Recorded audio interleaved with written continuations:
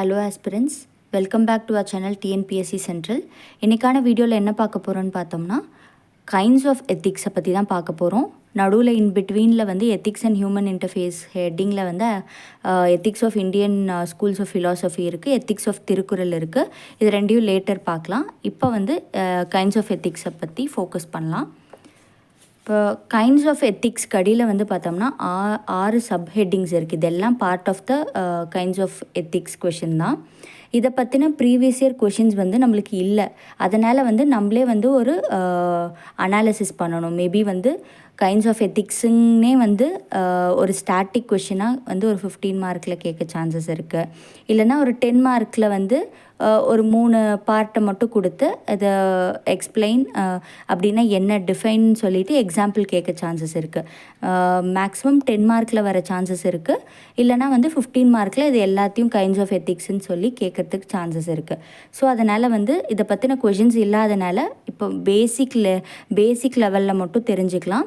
அப்படின்னா மீனிங் என்ன, டெஃபினிஷன் என்ன, அதுக்கான ஒரு எக்ஸாம்பிள் இதை மட்டும் பார்க்கலாம். இன்றைக்கான வீடியோவில் வந்து ஃபஸ்ட்டு 2 மட்டும் தான் பார்க்க போகிறோம். இன்ட்யூஷனிசம்.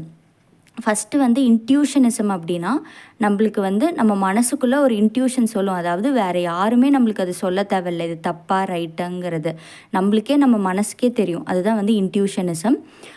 இதுதான் வந்து இதோட டெஃபினிஷனு. அது எப்படி நடக்குதுன்னு பார்க்கலாம், எப்படி ப்ராசஸ் டிசிஷன் மேக்கிங் நடக்குதுன்னு பார்க்கலாம்.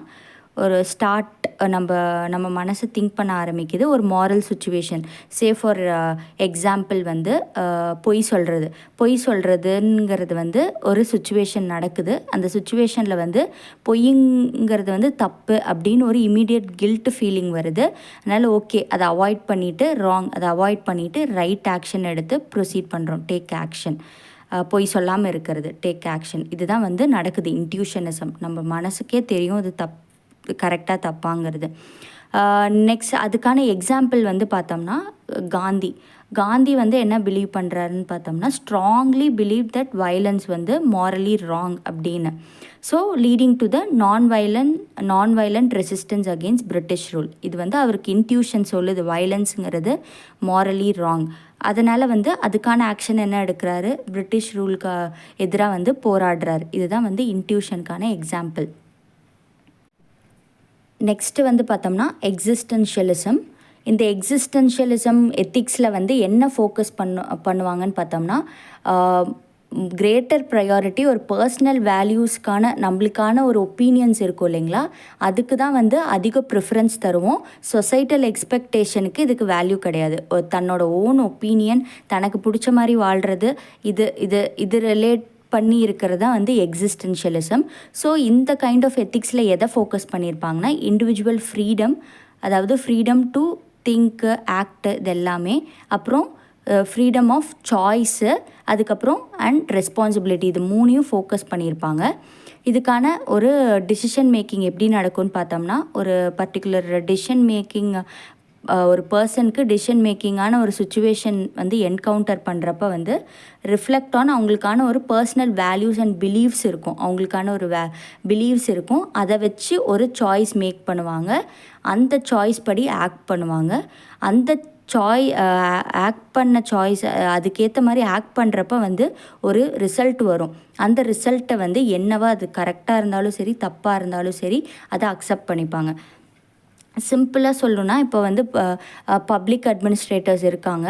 அவங்க வந்து ஒரு பர்டிகுலர் ஒரு வெல்ஃபேர் ப்ரோக்ராம் வந்து அவங்க வந்து அதை வந்து இம்ப்ளிமெண்ட் பண்ணணும். அது வந்து பார்த்தோம்னா பொலிட்டீஷியன்ஸ் வந்து அதை பண்ண வேண்டாம் அப்படின்னு வந்து சொல்கிறாங்க. ஆனால் வந்து அவங்க என்ன பண்ணுறாங்க, தன்னோட பர்சனல் வேல்யூஸ் அண்ட் பிலீவ்ஸ் படி வந்து இதை இம்ப்ளிமெண்ட் பண்ணும், இதுதான் வந்து நல்லது, மக்களுக்கு நல்லது அப்படின்னு சொல்லிட்டு ஒரு சாய்ஸ் மேக் பண்ணுறாங்க. சாய்ஸ் மேக் பண்ணி அதுபடி அதை இம்ப்ளிமெண்ட் பண்ணுறப்போ அவங்களோட வந்து சொசைட்டிக்கு நல்லது நடக்கும். அட் த சேம் டைம் அவருக்கு என்னென்னா ஜாப் லாஸ் நடக்கும். ஏன்னா வந்து அகெயின்ஸ்ட் பொலிட்டீஷியன்ஸ், ஹையர் அத்தாரிட்டிஸ்க்கு அகெயின்ஸ்டாக நடக்கிறப்போ அதை வந்து அவர் அக்செப்ட் பண்ணிப்பார். இல்லை அக்செப்ட், நான் எடுத்த டிசிஷனுக்கு இது வந்து என்ன ரிசல்ட் வருதோ அதை அக்செப்ட் பண்ணிக்கிறேன் அப்படின்னு தன்னோட ஓன் பர்சனல் வேல்யூஸ்க்கு வந்து அதிக ப்ரிஃபரன்ஸ் தந்து ஒரு எத்திக்கலாக வாழ்கிறது தான் வந்து எக்ஸிஸ்டென்ஷியலிசம்னு சொல்லுவாங்க. இதுக்கு எக்ஸாம்பிள் வந்து பார்த்தோம்னா நேருஸ் நான் அலைன்டு ஃபாரின் பாலிசி. இதில் வந்து நேரு வந்து அவர் இந்தியாவை தான் prioritise India's independence, avoiding alignment with major powers to promote global peace and sovereignty. இதுதான். அதனால் வந்து நேரு வந்து இந்தியாவோட பர்சனல் வேல்யூஸை தான் வந்து பிலீவ் பண்ணார் மோர் தேன் த அதர் குளோபல் பவர்ஸ், அதாவது சொசைட்டல் எக்ஸ்பெக்டேஷன்ஸுன்னு அதை தான் சொல்லுவோம். ஸோ இதுதான் வந்து இன்ட்யூஷனிசம்க்கும் எக்ஸிஸ்டென்ஷியலிசம்க்கும் உள்ள டெஃபனிஷன். அண்டு இதுதான் வந்து ப்ராசஸ். இப்படி தான் வந்து அவங்க நம்மளுக்கு வந்து ப்ராசஸ் நடக்குது. இந்த எத்திக்கல் டிசிஷன் மேக்கிங் இப்படி தான் நடக்குது ரெண்டுக்கும். அப்புறம் ரெண்டுக்கான ஒரு காமன் எக்ஸாம்பிள்ஸ் வந்து கொடுத்துருக்கோம். மீதி ஹெட்டிங்ஸ்லாம் அடுத்தடுத்த வீடியோவில் டிஸ்கஸ் பண்ணலாம். தேங்க்யூ. நம்ம சேனலில் டிஎன்பிஎஸ்சி குரூப் எக்ஸாம்ஸ் ரிலேட்டட் கண்டென்ட்லாம் போஸ்ட் பண்ணிகிட்ருக்கோம். உங்களுக்கு பிடிச்சிருந்தா லைக் பண்ணுங்கள், ஷேர் பண்ணுங்கள், சப்ஸ்கிரைப் பண்ணுங்கள். தேங்க்யூ.